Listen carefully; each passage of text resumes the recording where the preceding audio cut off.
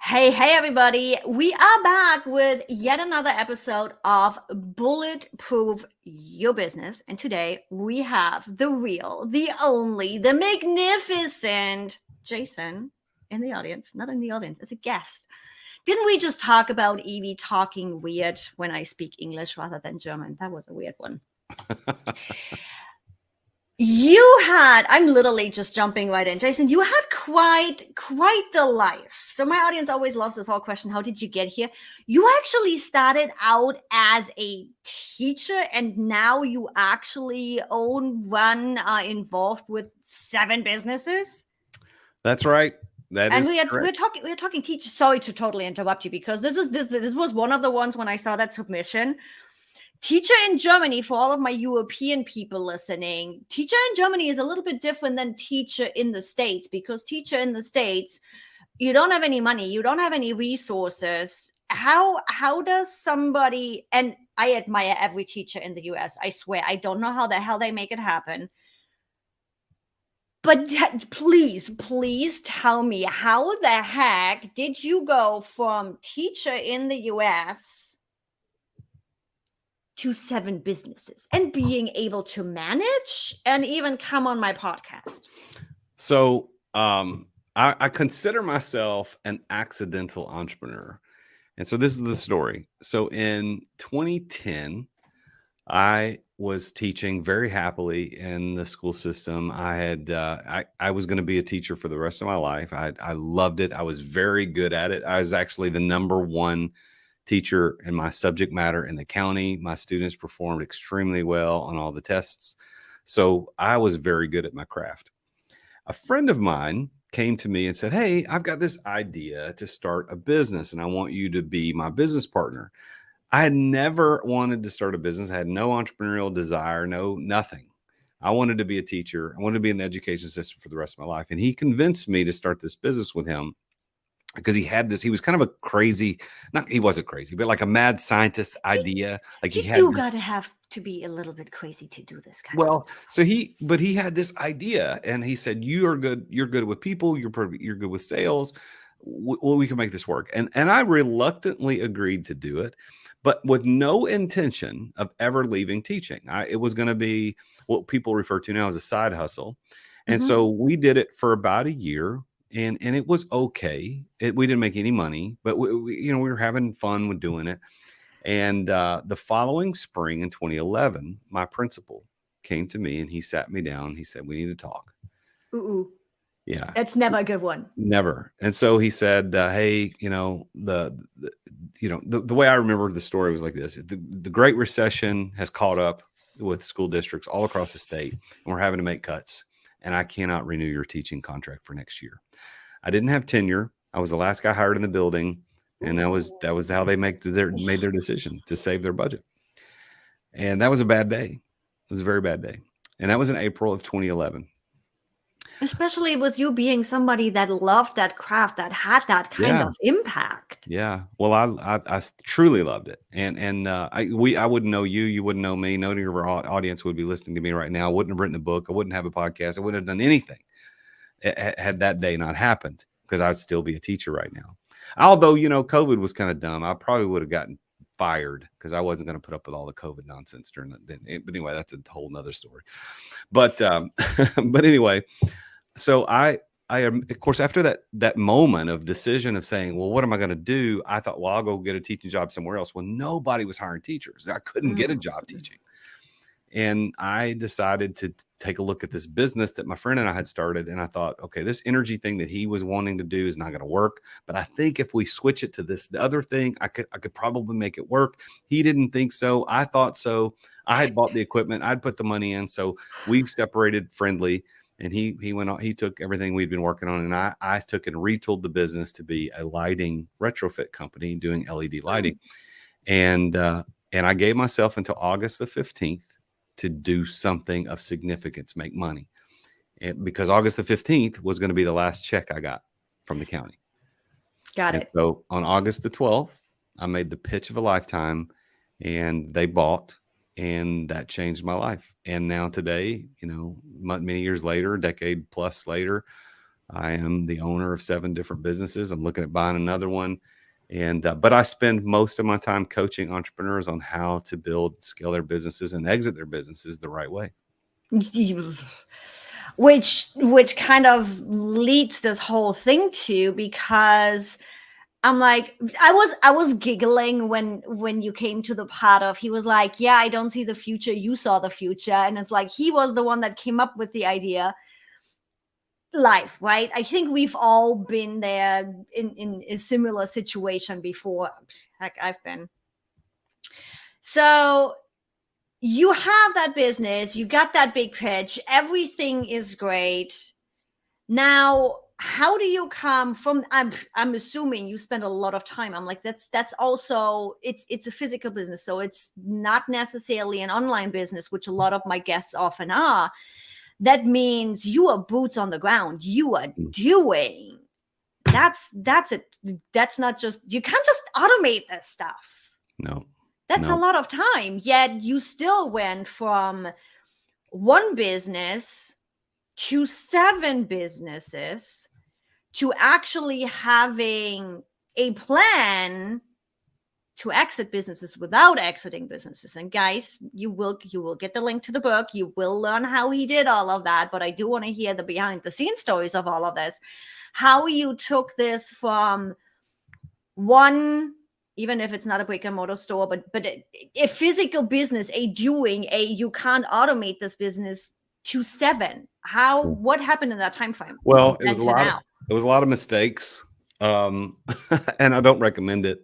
I certainly don't recommend it. Learn from him. Yeah. Don't do it again. Well, the Instagram gurus, they all tell you, they say, the average millionaire has 7 sources of income. And that in fact is true. But what they don't tell you is that they didn't get 7 all at once. They perfected one, and then they started building the second one. And then when they got 2 or 3 working really well, then it's explosion time. Then you can go get 7, 8, 10, 12, you can get whatever. So the fact that I have 7 has nothing to do with that thing that they talk about. It's just right now that happens to be 7. But the reality is I only owned one business during the time I was running the lighting company. And I still own the lighting company. It's one of the 7. But I only had that company for a decade. And when I exited the daily operations of that business in 2020, I bought into the lie that I'm supposed to have 7 sources of income. Now I was a millionaire by that point, but I didn't only had one source of income. And so I started this company, I started that company, I started this company, I did this, and I worked with a CPA and in a law firm, trying to figure out how to structure everything. And it was a disaster early. And now I'm still trying to disentangle it, but I'm building back the right way. And right now I'm in the process of buying another business, and I'm doing this one the correct way. So I don't say you should go buy 7 businesses or start 7 businesses that as fast as I did, because they'll likely some of them will have some failure points, but every failure point is a data point. And so I feel like I learned a lot. I got a crash course in starting businesses over the last 3 years. Yeah, that seems to be a theme lately. I've been saying a lot lately where it's like, yeah, I spent the last 2 years figuring out what I don't want to do. Still data, still helping you figure out where to actually take it. And I've like, when you started going down this road of, yeah, everybody tells you you're supposed to have 7, 8, 9, 20 different sources of income, which there is a point to that, and you can do something similar, not that necessarily running multiple businesses, but running the same business with multiple offers. Mm-hmm. But yeah, my systems mind behind the scene was going like, holy crap, because you are starting up new businesses, potentially buying businesses. You also need to run them. You need to be able to outsource them. People need to know what to do and where to go and how, and resources. And you started how many businesses all at the same time? Well, I didn't do them all at the same time, but it was in a very short period of time. Mm-hmm. And I had a CPA that screwed me up because he tried to do a structure that just was dumb. It just caused more confusion. So my current CPA, he is trying to unravel all that, and we're close. The cool thing for me is that I've got one of my businesses, the one I started back in 2010, that business still has a significant amount of revenue and profitability and tax advantages that offset a lot of the other things that I might have otherwise made a mistake on. So, me knowing what I know and listening to you doing all the things, how, after learning that lesson of, yeah, okay, maybe you shouldn't start a whole bunch of businesses all in a short amount of time, once that lesson set in, what happened and how did you manage coming back to successful businesses to turn this around? What did you focus on? What happened? What was that breaking point that was like, oh yeah, we actually can do this now? Okay, so the word focus, interesting, stands for follow one course until successful. And that's what I was not doing. There's a old, I think it's a Russian proverb, I think, that says, he who chases two rabbits catches neither. And so the issue was I was chasing way too many rabbits. And so what I had to do is come back to focus. Now, how do you focus? Well, one of the things that I recommend to my clients, and I think is what you should what all of us should be doing as entrepreneurs, is you really need to focus on finding what your purpose is. Why are you on this earth? Why are you here? Because you can be very successful running a lighting business or running an online business or running a brick and mortar store. You could be successful at those things, but that may not be your purpose. Now, a lot of people who teach about purpose say that you have to abandon everything that's not your purpose. And that's not what I'm saying at all. I think you can still do those things. But once you find your purpose, it gives you the ability to focus on the thing that will provide you the long-term joy that we're all looking for. Yep. Because I wasn't going to get long-term joy running a lighting company. I'm not going to get long-term joy running an e-commerce company or a hard money lending company or a real estate investing company. Some of these companies I own, like, that's not where the joy comes. The joy for me came when I discovered that my gifts are teaching and leadership. And my purpose on earth is to use those gifts to help other people get the results they want and find their purpose. And that's what I do now as a coach, as a speaker, as an author, as a podcaster. That's what I do every day. And I'm 100% content in that. That feeling of content is priceless. It is. And it's like, we hear all the woo-woo and all the mindset stuff behind it. I'm like, I'm all in it, don't get me wrong. But it's like, it really is, once you are in that purpose, is what makes you jump out of bed in the morning rather than be like, oh, great, I need to take care of this bill and this company and that here. Now, if you have that purpose and if you are in it and you are living it and you are doing it, oh yeah, I have fun. Yeah, sure. Let's check in what's happening with that company and that company. You take that fun, that enjoyment into the other projects you are running. At least that's what happens for me. It's still not just a job, even if you are not in the purpose, if that makes any sense. It does. I mean, you've got to know what you're here for. You got to know what you're doing. And part of what I've just recently done is I launched a course called the 40 Days to Find Your True Purpose. And I'm in the middle of that right now with a group of guys. And we're going through that together. But finding that purpose is really, really important. And which works really well into my concept of exit without exiting, because if you can get yourself out of the weeds of daily operation, which is what exit without exiting does, then you have time to find your purpose. Because if you're too busy, you're in the weeds every day doing 50, 60, 70 hours worth of work that other people should be doing, you don't have time to discover your purpose. And you're going to wake up when you're 60, 70, 80 years old and go, what was I doing? This is not what I wanted. Yeah, we are completely aligned with that. And I'm like, the moment I saw the book title From Exit Without Exiting, I knew exactly, without even reading any of the description or anything, I knew exactly what you were talking about, where it's like, we don't want to be, quote, in our business all the time. You lose the sight, you lose the creativity, you lose the enjoyment, because if you are so deep in your own business and you do all the nitty gritty and the daily operations, you are not being the boss. You are not being the CEO. You're not going to be able to even just grow the business because you are so close in it that you can't see, how do you say in English, the woods within the trees? I don't even Can't know see the forest for the trees. Thank you. Something like that. I was close enough. Where I'm like, yeah, when Chelsea Pites, actually, I think she connected us. When I saw that information, I'm like, oh my God, I have to have him on the show and not only get this book out there, but also pick your brain. So how did you get yourself out of the business though and actually exiting without exiting? So it started with awareness of the sad fact that I was stuck in what I refer to as the ironic prison of entrepreneurship. Ironic because entrepreneurship is supposed to provide freedom, but it ends up being a prison for most people. I feel that one. Yeah. So we both had an awareness that with the help of a business coach that like I had built a business around me. And we were successful. We were doing really well, but it still was kind of it relied too much on me as the owner, as the operator, and it made my business worthless. You know, any M&A guy, broker who knows anything about the business will tell you that a business with the owner operator is worth 30 to 50% less than a business with the owner who's not involved.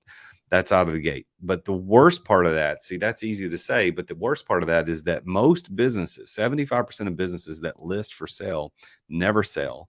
And the reason is the owner is the operator. And so it's not just that, hey, I want to buy your business. Are you the owner operator? I'm going to offer you 50% less. It's, hey, I want to buy your business. Are you the owner operator? And you say yes. And I say, never mind. Like I want to buy a business. I don't want to buy you. Yeah. This is a true story. I'm in the process of buying a business right now, and I've got a couple that I'm really interested in. But before I culled it down to these two, there was a motorcycle repair shop, and I love motorcycles. And so I was looking at a motorcycle repair shop, and I thought, this is an interesting business. Let me look at that. So the broker calls me after I submit my NDA and my application for information. Mm-hmm. And she calls and says, yeah, it's a great business. People come from all over 3 or 4 states to bring their bikes in. He's the only guy who does this brand of bikes, blah, blah, blah. And I thought, okay, that's pretty interesting. I said, so tell me a little bit about like how, who's the mechanic? Does he have a main mechanic? And she said, well, there's just one mechanic in the business. I said, okay, well, is that mechanic staying? And she goes, no, he's the mechanic. And I said, so what? The owner is the mechanic, yeah. So pretty much I would be buying a brand without nothing. The brand. Yeah. So I said, lady, I didn't say lady. I mean, I was respectful. But I'm like, lady, this is not a business for sale. She goes, what do you mean? I said, if I buy it, I don't turn wrenches. I don't know how to fix motorcycles. She goes, well, we have a lot of tools and we've got real estate. I'm like, well, then you're selling tools and real estate. Don't list this as a business for sale. Well, you got customers that'll come back. No, the customers come to him. For him. They come to him. They don't come to the business. So anyway, so that's an all too often repeated story about businesses. Yeah. So my process of leaving the daily operations of my business started with that awareness. And the second was, okay, if I can't sell it, which is what I wanted to do to begin with, what are my alternatives? And then of course I looked at selling it to my employees because they already knew how to run it. Yeah. And then ultimately I decided, what if I just kept it, but I put systems in place, put people in place, put delegation the right way. And could I step away from daily operations? And I did. And and then when I did it, I told people, I was like, I exited, but like I didn't exit. And so I exited without exiting. And they were like, ooh, that sounds good. What is that? Tell me about that. And now I have the book. So the book, Exit Without Exiting, How to Exit Your Business Without Selling It and Begin Living the Exit Lifestyle Much Sooner Than You Ever Thought Possible, is now my story. But not only my story, it's the stories of 3 other entrepreneurs who went through similar journeys about how to get out of the daily operations of your business. I love it because it also feeds completely into my purpose and my thinking and my values. Even though I'm coming from a different perspective, I'm coming from my business needs to be able to run without me in case I get sick or my family gets sick, because I went through cancer with my late husband and losing him. I'm like, I got smacked over the head for 2 years, realizing what happens to a business and your income if your business runs only on your back and your influence. So we definitely talk completely the same language, even though we are coming from different point of views. And it's also being able, following the structure that you are teaching, being able to exit. If you ever decide, hey, you know what, I'm good, I just want to go somewhere on the beach and just open up a coconut bar, what the heck ever, you can, because you actually can sell your business. You are not leaving any employees behind. The structure is there, the business is there, and somebody else can follow it. So I'm like, yes, you make me excited. I love it. That's good. Do you have a couple of tools or processes to help people a little bit to already get started and get an idea of it before they buy the book? So what are some things you would say, you know what, you want to exit without exiting? This is the one thing you need to do right now. You have to embrace delegation. Ooh, I feel that one. Yeah. Most entrepreneurs have some sense of understanding of what that means, but very few really know what it means, and very few, even less, know how to do it. And here's what I've discovered. Most entrepreneurs practice one of these two things. They're not delegation.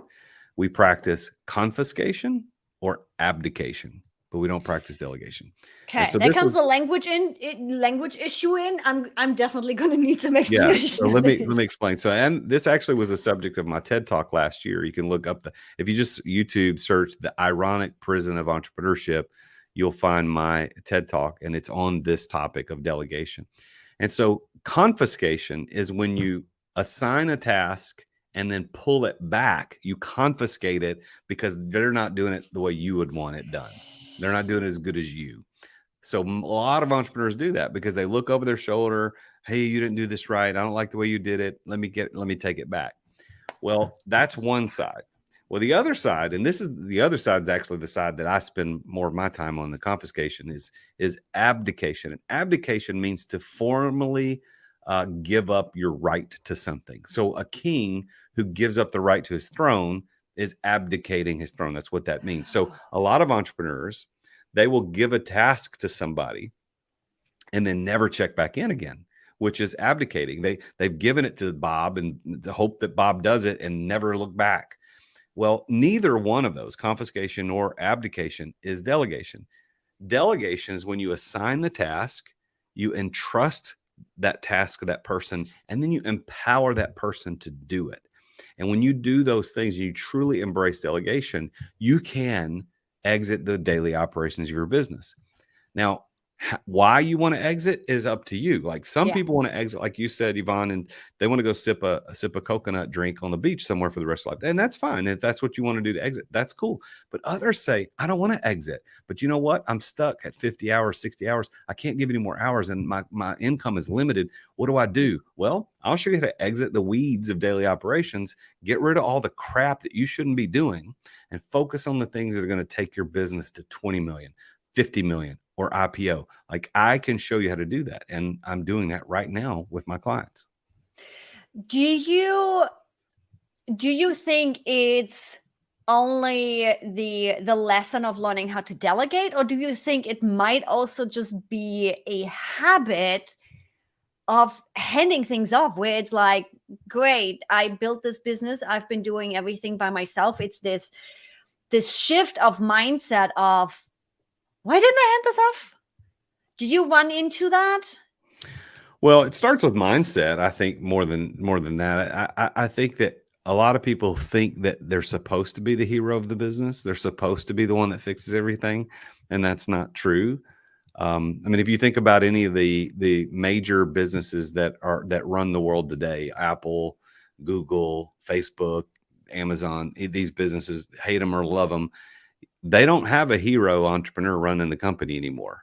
They have somebody who realized, I can't be at the helm and take this business to the next level. They had to embrace delegation. So from a mindset point, you got to get to the spot where you say, I'm not the hero of this business. It doesn't revolve around me. It can't revolve around me. It's not my conjoined twin.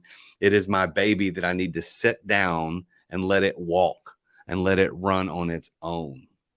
You got to be the parent sending them off to college. It just Yeah, is. that's right. What And are they're gonna some? and they're gonna Go piss ahead. you off too sometimes, right? I mean, your kids aren't gonna do stuff you want them to do, man. They're gonna make Mhm. you mad, You but just you just got to trust that you got to you trust were a them. good parent and let them run and let them do their own mistakes. It just is. It says the one that has no kids whatsoever. I can't even train my damn dog wheel right.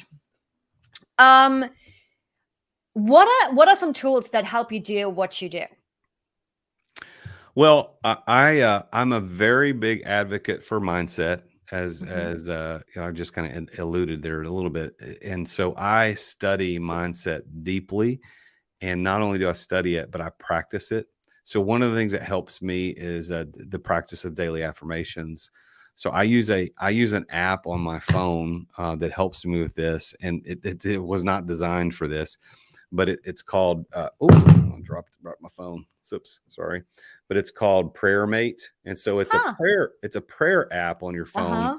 But let me do that again so it kind of opens up. There we go. So that's what it looks like. Anyway, so what it does is it just allows you to input your own prayers or subscribe to some prayer lists. So what I use it for, in addition to those other things, is I put my daily affirmations in there. So if I scroll down to one of these, so like there's one of my daily affirmations. I know that I have the ability to achieve the object of my definite purpose in life. Therefore, I demand of myself persistent, continuous action toward its attainment.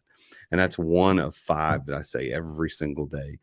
So from a tool standpoint, I use that app, and my phone like bricked on me Thursday. And so I've been without a working phone for the last 2 or 3 days. I just got this one last night. They sent me a new one. And so for the last 2 days, I didn't have my app to go through, and I was kind of lost. I'm like, I need this to help keep me centered. But other tools I use VAs. I've got Mhm. 2 amazing VAs in the Philippines that I use for different parts of my businesses. I've got a VA in Uganda that I use for web development. She's good.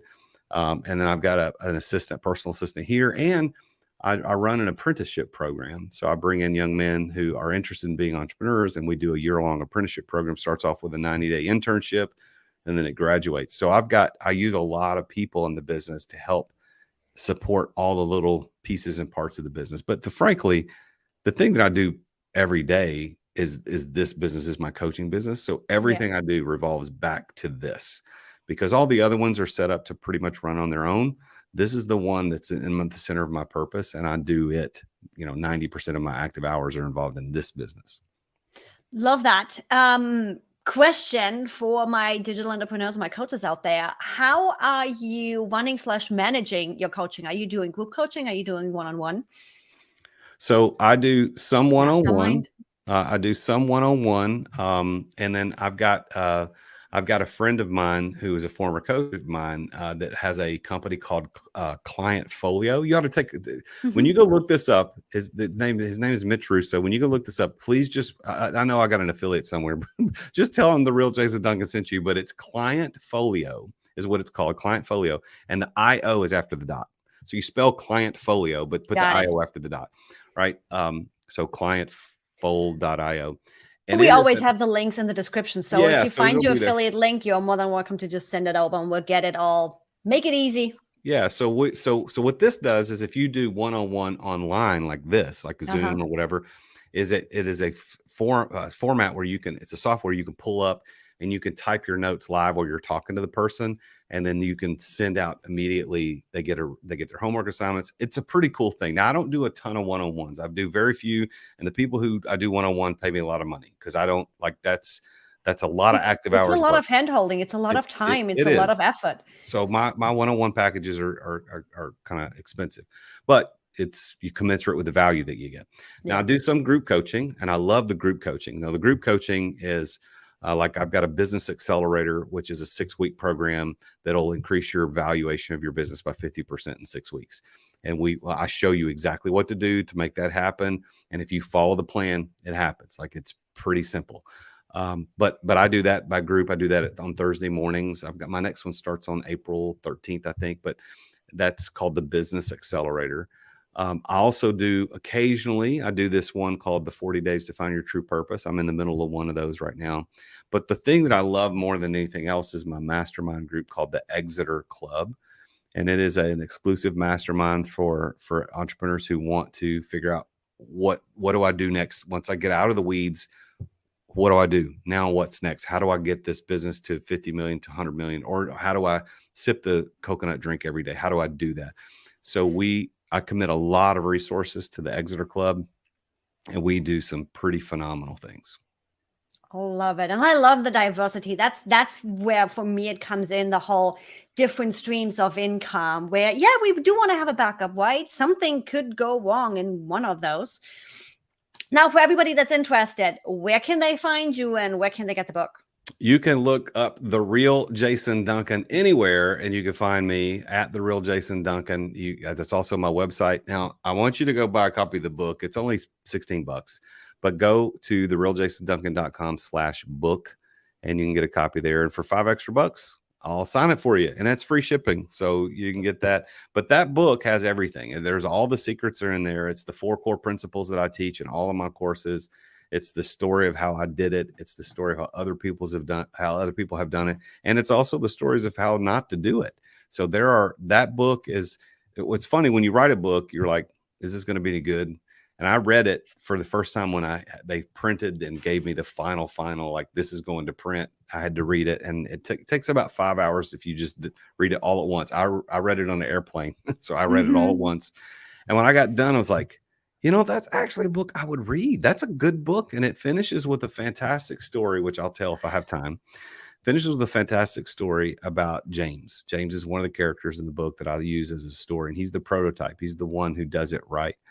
And he's sitting on the back porch at his house, and he's drinking coffee, and his wife comes out. It's in the morning, and his wife comes out just to say good morning and say hello. And she has her cup of coffee. And she says, I was talking to our son last night, putting him to bed, and he said that he wanted to be an entrepreneur when he grows up. And of course, James was proud that his son wanted to be that. And she said, but what was cool? When I asked him why, his answer was because entrepreneurs get to spend all their time at home with their kids. Now, if you're an entrepreneur and you don't have your kids saying that, you're not doing it right. Yeah, I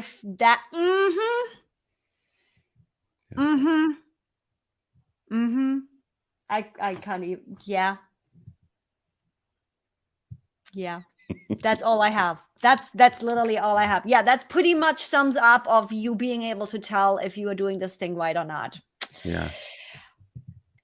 Yeah, I got goosebumps on that one. I will be messaging you because I want my copy signed. Just saying. For everybody listening, guys listening or watching, you will be getting all of those links in the description. It's all there. The book, Finding Jason, all the things. This is it for this episode. Go head on over, and I think the best one for you to follow up on this podcast is my podcast with Vanessa Cabrera, who is talking about what happens when entrepreneurs actually take the leap and get ready to exit without exiting. I'll see you in that episode. Bye, everybody.